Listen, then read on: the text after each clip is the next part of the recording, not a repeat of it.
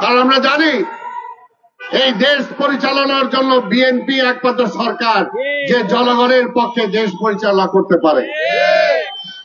এই কারণেই নতুন করে ষড়যন্ত্র হচ্ছে দেশ এবং বিদেশে, যাতে বিএনপি কোনোভাবে ক্ষমতায় না আসতে পারে।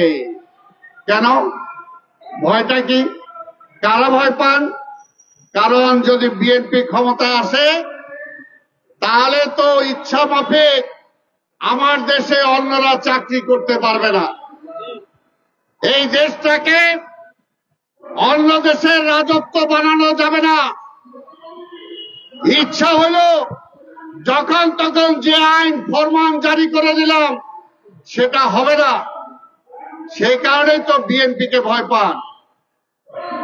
বিএনপিকে কারা ভয় পায় এটা আজকে দেশের জনগণকে চিন্তা করতে হবে। বিএনপিকে কারা ভয় পায়? যারা স্বাধীনতার মূল যে বিষয় সেটাকে বাস্তবায়ন হতে দিতে চান না, তারাই আজকে বিএনপিকে ভয় পায়।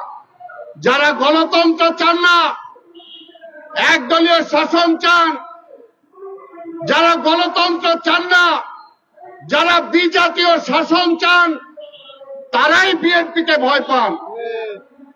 বিএনপি জনগণের দল, বিএনপি জনগণের সাথে আছে। এই কারণে বিএনপির নেতা তারেক রহমান বলার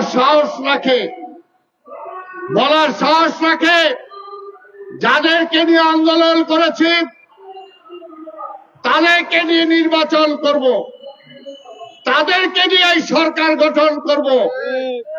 এটা সাহস থাকা লাগে। সেই কারণে আমরা কোন ক্ষুদ্র চিন্তায় বিশ্বাস করি না। দেশটাকে জাহান্নাম বানিয়ে দিছে, দেশের সবকিছু ধ্বংস হয়ে গেছে। এই ধ্বংস স্তূপ থেকে এই দেশকে উদ্ধার করতে হলে জাতীয় ঐক্যের কোনো বিকল্প নাই। ঐক্য বিনষ্ট করবেন না, ঐক্য সরায় রাখেন। ঐক্য নষ্ট হয়েছিল বলেই ৭৫-এর পরে আবার আওয়ামী লীগ ক্ষমতায় আসতে পেরেছিল। নাহলে এই দেশের জনগণ আওয়ামী লীগকে ভোট দিয়ে ক্ষমতায় আনে নাই।